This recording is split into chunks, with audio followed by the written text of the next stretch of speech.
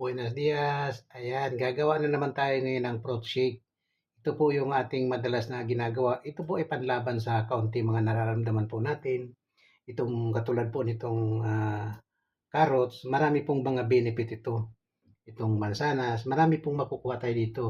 Ang luya, at ang pipino, at ang limon. Ito po ang ating gagawin na fruit shake. Samahan niyo po ako.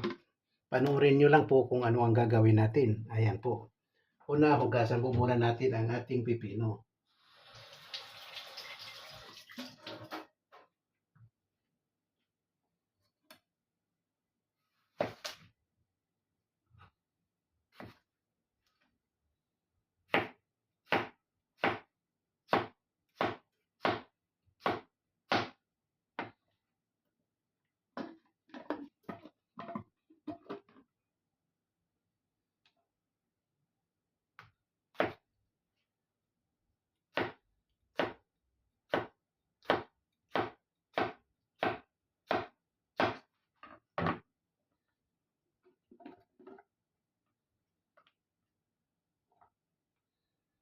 Babalatan po natin ang luya.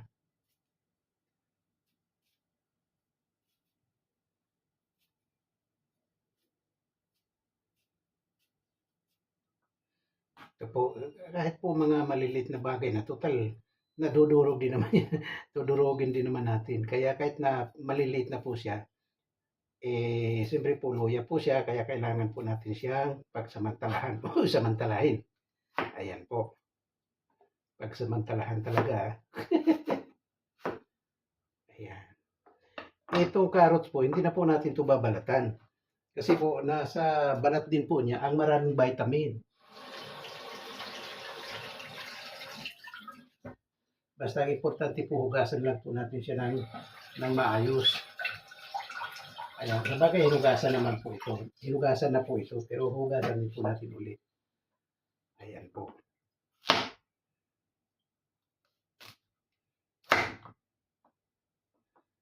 Pwede nga po itong kainan diretso na ng ganito eh.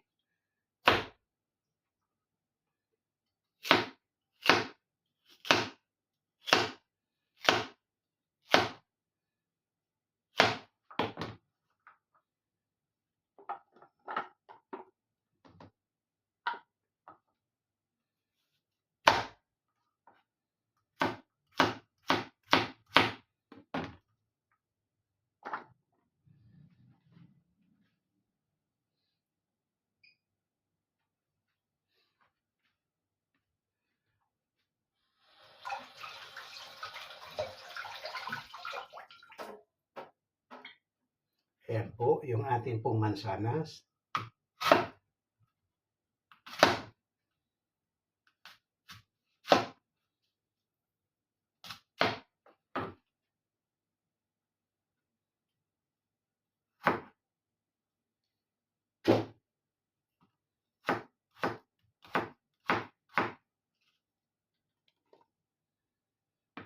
Ayan po, puno na po. Batiin na po muna natin.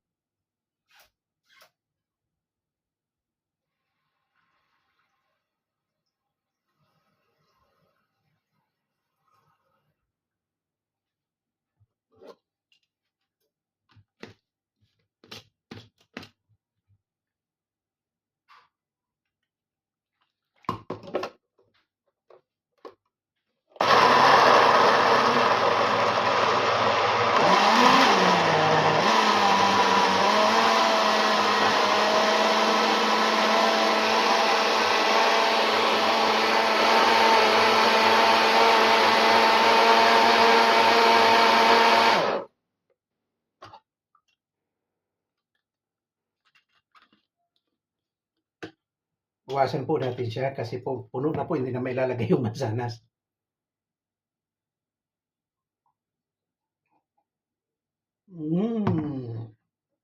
Ayan. Ilagay na po natin yung ating mansanas. Ininuman ko na po para mabawasan.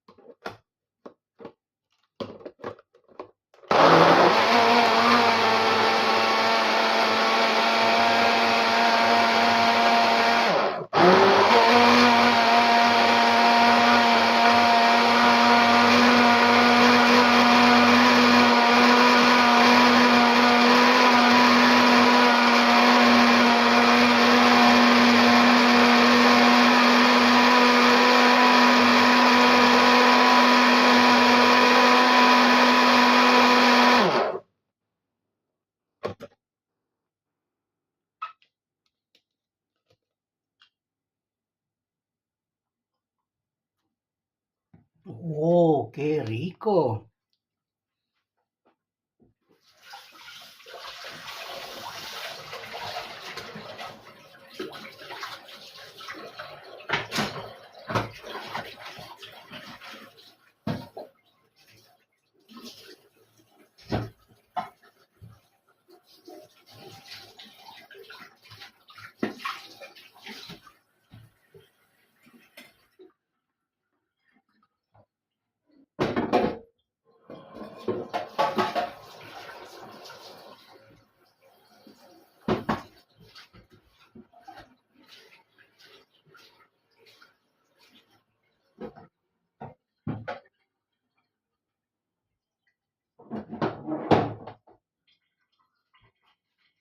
Ayan po, maraming salamat mga kapatid. Salamat po sa inyong pagsama sa akin sa ating batido o sa ating fruit shake.